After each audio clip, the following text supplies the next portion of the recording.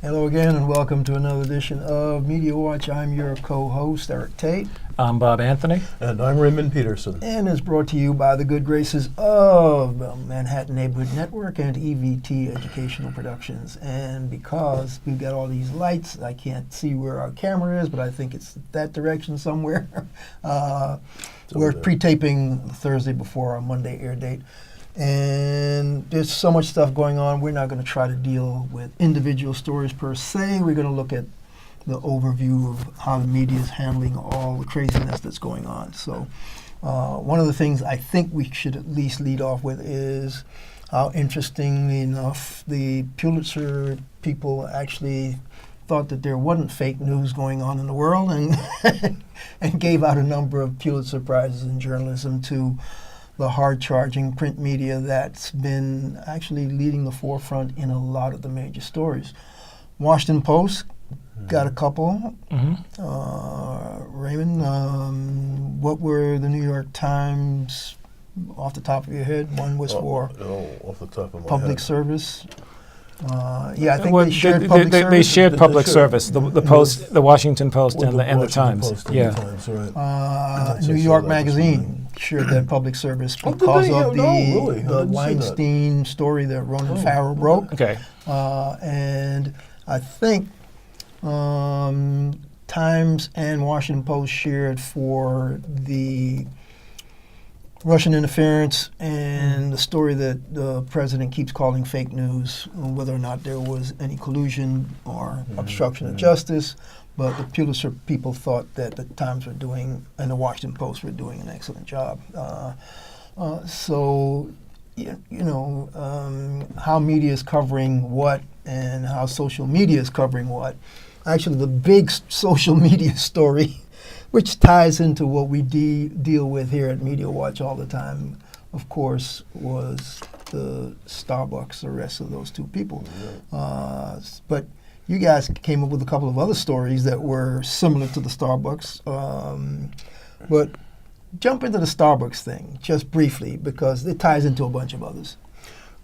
Well, I was saying before that, I was wondering about the police actually arresting them. Now, they had the opportunity to leave when the police came. The police were talking to them. I saw in the videotape that I saw at any rate, and I presume, seeing since no one was raising their voice, the police were reiterating what management had said, please leave. The gentleman chose to be arrested instead. I understand that. It was a protest.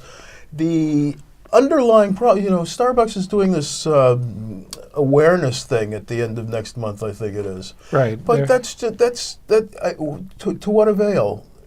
Everybody has done racial awareness, sexual awareness in the office place, and it doesn't seem to have ever helped. Now, you were saying I was defending the police for doing their job, and you pointed out to me that they didn't have to do that job, and your reasoning was? It's not my reasoning per se. There was a similar case on a golf course where 5 black women were. You were telling me about that. I didn't on see 5 that. black men who and they were members and they paid their fee. And this was in Pennsylvania, just a few days after the Starbucks arrest. And the bottom line was the 5 women were accused of playing too slow. And what struck me was in both those instances, the Starbucks arrest, these guys were there for 2 minutes before they were charged with loitering and asked to leave. I don't know how you can loiter in 2 minutes, especially if you're waiting for somebody. And secondly, these black women were told they were playing too slow after the second hole. Now, I don't know how slow you can be going from hole number 1 to hole number 2. But here's the difference between those two cases. Even though the proprietor called the police officer on the 5 black women, the cops came, they listened to what everybody had to say, and they said, hey, don't bother calling us. Right, exactly. And they left. Right. They didn't arrest 5 black women. Right. And so the police in Philadelphia could have easily listened to what the guys had to say, which was, we're not loitering. We just got here 2 minutes ago. We're waiting for a friend to come in to have a meeting, like most people have meetings in Starbucks. But and I don't know whether they got that story out of them or not before they slapped the handcuffs on them. Probably not. But Bob, you had a take on it. Well, I mean, that's a case where police discretion wasn't used smartly. And if you remember, there was another case maybe a year and a half ago, 2 years ago, of black women on a wine train Yes. in California. And they were basically thrown off the train. And They were too loud. They were too loud. Supposedly. They were, laughing while black was Right. the hashtag. Laughing while And so they were enjoying their wine. It was a Enjoying their wine. tasting train. Yes, and as you know, I'm a travel reporter Yeah. as well as tech, and I meet with those people I know who run the train. I think they've had a change in management since, actually. Okay. But yeah, there's another case where it's simple discretion. Why call the police? Why not just settle it on the train? Lots of people are loud. Believe me, this is not a book, a library train where everybody stays quiet. So I didn't get that. And like you said, there's a point where police discretion should come come in. into play. Yes. But let me just say, you were talking about why does Starbucks bother with this thing they're doing later this month? It's just for show. But- At best, it's a Band-Aid. Yes and yes. I have a good friend who works in crisis management, and that's one of the things you do. You take some action, at least to make it look like you're concerned, and at least make a positive step. And you and I know this isn't going to do any good. Closing the Starbucks for half a day to have this class. But that's crisis management for you. You got to put on a good face. So let's get to the deeper part of this, because Media Watch, we tend to take a look at the story and then look at the story behind the story. But there was an op-ed piece in previous Sunday Times in their opinion section, and the headline on the T's front was Starbucks can't help this or save this, but the internal column was fear beyond Starbucks. And that gets to the heart of what black women on a golf course, black women on a train. There was either a wide receiver or a running back recently traded to the Washington Redskins, just got arrested in a toll lane. He's not speeding. He's in a toll lane. Some cop pulls him over from a toll lane and proceeds to throw shade on him about, are you a gang member? I guess he has some tattoos. How much did you pay for this car? He's driving a new Mercedes. I think you're dealing drugs or a drug dealer. Now, this is the interaction between this police officer. And so when you add up all these various incidents, which is basically what this op-ed piece boils down to. It's basically my new acronym, BBIA, which is being black in America. It ain't driving while black. It ain't walking while black. It's just being black in America. And the guy who wrote the op-ed piece is a fellow by the name of Stephen W. Thrasher. He's a doctoral candidate in American Studies at NYU, where he's also researching race, policing, and the criminalization of HIV. So this is a black, and I found out he was black because in the article he gives an anecdote about his great-great-great-grandfather who loaned a pass, because he was a sharecropper, loaned a pass to one of his friends so his friends could go visit a woman friend, and some white person stopped the guy pass holder and said, let me see your pass, and he showed him the pass, and the names didn't match up, and all hell broke loose, is the way he worded it. All hell broke loose because this black man didn't match this pass. Now, this is supposedly a free man, but he's a sharecropper, so he has to have a pass. And so when the people came to his great-great-grandfather to chastise him for lending him the pass, the great-grandfather took his gun and shot back, which I found very funny, but he said, no, you're not chastising me about some pass. So when they went away to get more reinforcements, great-grandfather packed up the family and they fled. Now here's the deal.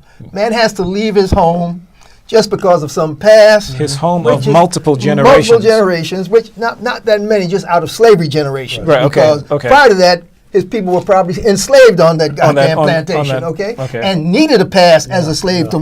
But you see, all these things to police black people where white people themselves, it was some white person, not some police officer, who stopped the guy who borrowed the pass. Well, this entire article is about that, which is white people have been conditioned to try to police black people since time immemorial in this country, and the police have been the tool that they normally use to help them police black people, because anything goes wrong, white people call the police respond, and it doesn't matter whether the people that they call the police on have no crime committed, they get thrown in jail, they get whatever. Part of his article, I don't want to I could read the whole article, folks, but talking about it gives you much better interaction. Right. The bottom line is, here's a doctoral candidate worried about walking the streets of New York, worried about his hands in his pocket, wondering if he should pull them out or not, and realizing in the back of his head that he had jaywalked because he was in a hurry to get home, and these cops had seen him jaywalk, and he said, oh, that could be something bad for these people. But in New York City, and then he mentioned something that we didn't see and didn't talk about. Some guy in Asheville, North Carolina, got beaten down by cops for jaywalking. I saw the video. You saw the video? Yeah. So I didn't get that at all. This is another example of just being black in America. Yeah. This is, and what's bad about it is, all these incidents have proliferated since the election of Donald Trump. This stuff has just multiplied. It's a multiplication factor. He's made it okay. It's just horrendous that being black in America now is a bigger crime than it was when you were enslaved in this country. My take on that. So, but is it a quick question? Is it better to be visible or invisible? And I'll answer that myself. Go. Did you see the Milwaukee Bucks Boston Celtics game on Sunday? No. The Bucks won on a last-minute tip-in by the Greek freak Giannis, and I can't pronounce his last name. Yiannopoulos or whatever. Yes. The last name. 23-year-old phenomenal player. Phenom, just astounding. And he wins. I mean, he made the tip-in. I mean, it wasn't at the buzzer, but those were the last 2 points that won the game. Yeah. Later that night, he goes to a taco restaurant or Taco Bell, a Mexican restaurant with his girlfriend, and he's waiting to get seated. He's waiting to get seated. He's waiting. He's like 6'9". Waiting and he walked out. That's right. And you know, you're like the big name in town, but you're invisible. You can't get any service, right? I read that story now, and the punchline to the version I read was, he could see they were busy, and they were really busy, and he said, hey, I ain't standing around here waiting. Okay, so now, well, as far as he was concerned, that wasn't racially motivated, and you gotta wonder if a 6'9", I forget how big he is, black guy, he's up there, who is the franchise of your town, and you can't recognize it. Right. It's got to be more than race. That was my take. That's your take. Okay. That was my take. All right. It's got to be more than race. It's a valid one. because the guy is the franchise in Milwaukee. And so just about everybody in that city knows who he is, except for busy workers in the Taco Bell or whatever the place was. Yeah. And evidently they apologized to him. Yeah. They sent him a message, and he said, "Yeah, and no, he cool." He took it. Yeah. He took it like, yeah. I don't think it was racially motivated, and it probably wasn't in that instance. But in this day and age, hell, I've been in that situation. The guy talked about that jaywalking thing, and I'm going back to it because I remember. I jaywalk in New York City all the time. Most New Yorkers do. So I have this habit. I try not to. Sylvia Chase and I, back in the days when I was working for ABC News, I was working with 2020. Sylvia Chase and I were on a story in L.A. Okay? It was a Sunday afternoon, bright sunny day. Part of town we were in, not much going on. And so the light changed. It became red, and it was a long light, and there was no traffic coming. And Sylvia and I jaywalked. I'm very serious about that in L.A. So now, out of nowhere, here comes this uniform L.A. cop. And let me tell you, I can remember, and this is like almost 40 years ago, this guy was not white. This guy was Hispanic. I could tell from the way he spoke and his skin color. Of course, he could have been tan from the L.A. sun, but he was a Hispanic cop. But he was an L.A. cop. And let me tell you, I can categorically state, had that woman who was with me not been white, I probably would have had a serious run-in with this cop because I had jaywalked. and he was incensed that I had jaywalked. They're very And he serious was about that out there. he was leaning on me in a serious way, and I'm looking at him and I'm going, that was jaywalking. Right. Why is this guy so intense? What is going on here? But Sylvia, being from the West Coast originally, knew that these people were somewhat crazed, and so she proceeded to do a little amelioration discussion with this police officer. And because she was present, that thing did not escalate with me being in handcuffs and being thrown in jail or whatever, or maybe worse. Right. But I never forgot it. So when this guy went to the jaywalking incident here in Soho, and then talked about what he hadn't seen about the jaywalking in Asheville in the Carolinas, but the guy getting beat down, I said, you know what? We just can't be black in this country. I don't care. The people will try to police you, and the cops will try to police you. And it's built in, it's baked into the system, because the black codes that he quotes here, which are the black codes we talked about before that we covered in Then I'll Be Free to Travel Home, when they passed these codes during slavery, 3 black people can't congregate after sundown, more than 9 people can't go to a funeral at night, you can't bury your dead. All these policing laws that they passed in colonial times are the laws that they're trying to produce and enforce. What? Carry permits? Stand your ground? Don't be a stand your ground gun shooter if you're black. Yeah. But if you're white, you can shoot anybody you want. Apparently. But anyway, enough. On a lighter subject, when you were talking about awards, you missed one, Colin Kirkpatrick. There's nothing light about that. That's significant. No, that is. Not saying, Pulitzer, but we're talking human rights. We're talking. Absolutely. All right, let's jump in on that. Well, I don't know much more about it than the fact that Greenpeace gave them as their Amnesty International. Let me call up that email, or because our resource person Joy Elliott sent us that email just as a reminder that other things are going on in the world. Yeah. And the bottom line was Kaepernick was awarded Amnesty International's prize for, let's see, the Ambassador of Conscience Award. There you go. The Ambassador of Conscience.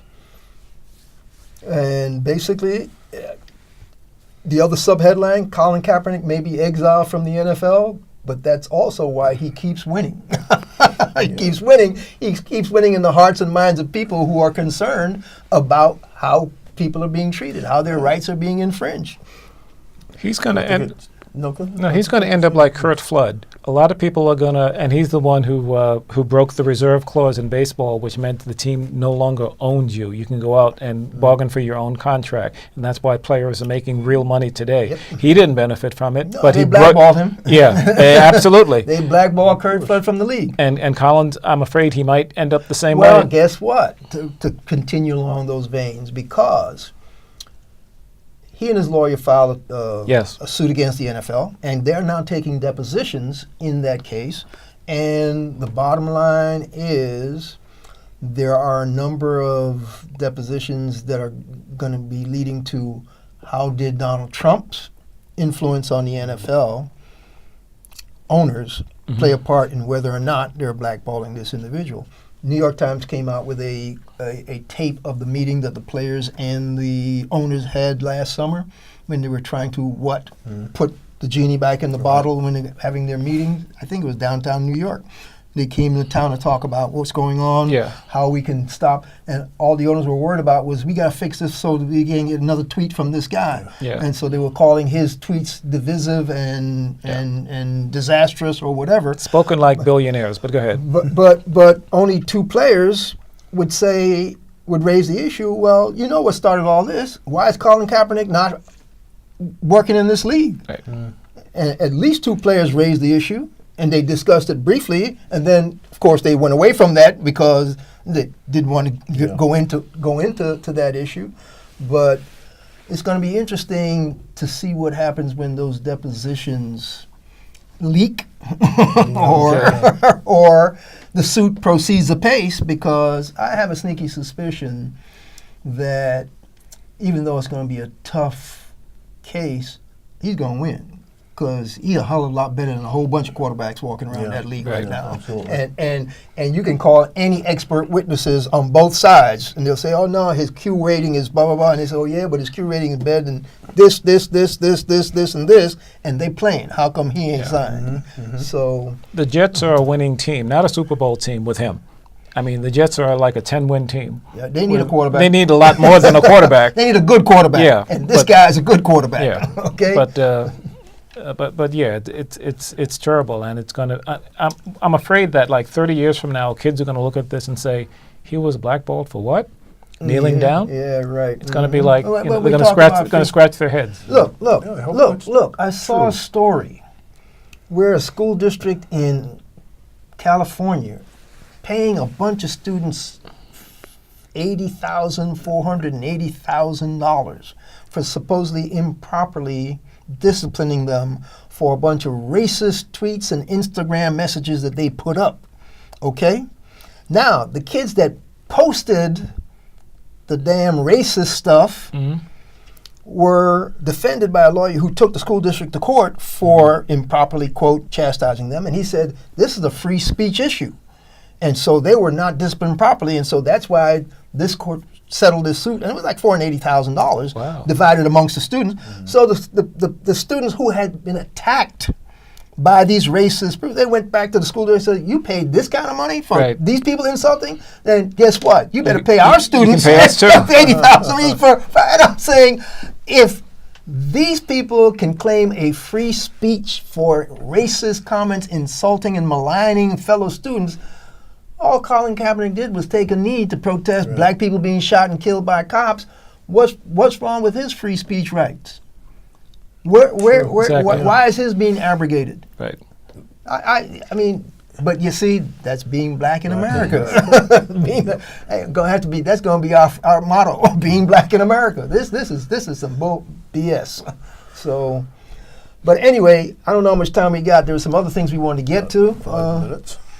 We have 5.5 minutes. Well, there's some other stories though that we should jump to. I mean, no segue, no whatever. But I remember in canvassing some newspapers and some online sites, something dropped into my in basket, which asked me to sign a petition, which says it is ridiculous.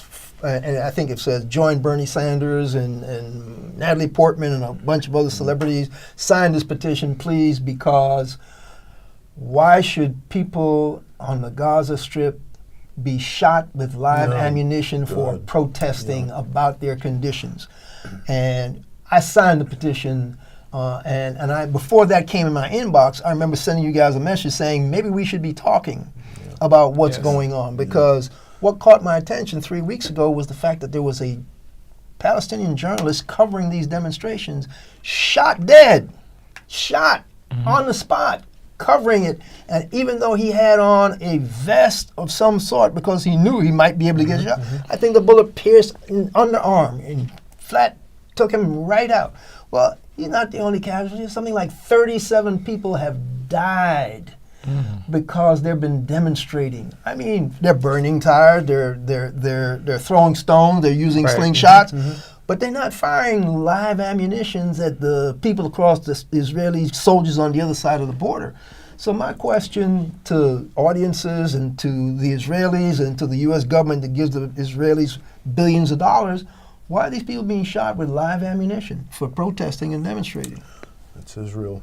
It's a long-running, as you well know. It's a long-running. I don't even want to get into this. Yeah, it's been going on forever. No, look, we did a thing. Rocks met by bullets. We have had guests on this show. Man, our good friend Danny Schechter came on our show to talk about all the bad stuff that the Israelis were doing. Danny Schechter is a Jew, or was. But he was a concerned individual about other people. There's a difference between Israelis and... Yeah, I understand. You know, and the Israelis government have and a the people. certain mentality that will not allow Arabs to live peacefully in their proximity. And there's just no way around it. See, it's interesting you say allow Arabs to live peacefully in their proximity. Guess what? That was Palestinian land that was taken from them. No taken kidding. from them No kidding. and No given to the kidding. Israeli. No I don't kidding. understand what Yeah, you're talking about, yeah, living in their no, I know. proximity. Yeah. Well, We have look what lost an look what historical America did perspective to on the- this. to the natives that were here. Right. You know, that's imperialism. But Yes. here's the thing. Not enough people seem to want to talk about this issue. No. Remember back in the day Doesn't when make- they No were one wants to protesting admit it. apartheid in South Africa? Yeah. There was a whole pushback from all the establishment people about, oh, no, you can't do that. Those are good people. They're not good people. It's black people that are suffering under their Right. goddamn whips and whatever and getting shot. Aren't there good Palestinians who deserve a say and a right to live where they're supposed to live? I would think the majority of them. I'm at a loss for this. Well, we were hearing more about it before Al Jazeera started shrinking, because their news service would report such incidents much Yeah, I know. louder than. I miss Al Jazeera. I mean, they were great they were news great organization. while they lasted. Yeah. I mean, they've shrunk to the level where they're practically ignored at this point. Well, But yeah, to its credit, the New York Times had a front page story okay. on this stuff about a week ago, 2 weeks ago, which was another thing that reminded me that we're not enough people talking about this. But the fact that this is just an off again, on again story coverage says something is wrong here, folk. We're falling down on the job. So, but anyway, We have about 1:45. yeah. The big elephant in the room, of course, is the Pulitzer Prizes for investigative reporting, national reporting, and public service dealt with the Russian investigation, and so Rudy Giuliani was hired by Donald Trump to He be didn't- his new Oh, lawyer. yeah, I forgot and, about and that. I Giuliani forgot- said he's how going significant it is, he'll I get this forgot wrapped about up in 2 weeks, which means next week. I mean, a few days after we air on Monday. But I wouldn't make book on that, folk. Yes. The big elephant in the room is the government is still being destroyed by this administration because Scott Pruitt, the swampiest swamp dweller of all, Yes. is still ripping off the federal government all our monies with all his craziness. And guess what? He's not being fired. Right. And of more concern to me is Ben Carson says, oh, we're going to raise rents for all those people in public housing. Another Yeah. story we need to dig into. We don't Yeah. have time for it, but I'm chalk not. that up, folks. I'm not surprised. I mean, Ben Yeah. Carson, housing. Come on, please. Public housing. And we have about 35 seconds. Look, folks, there's so much going on, and we can't get into it, but this has been Media Watch. I'm Eric Tait, I'm Bob Anthony. And I'm Raymond Peterson. and we will catch you the next time, but you could check us out on YouTube, YouTube and Twitter at the same address, Media Watch EVT. and hopefully we'll catch you the next time. With luck, we'll go to black, and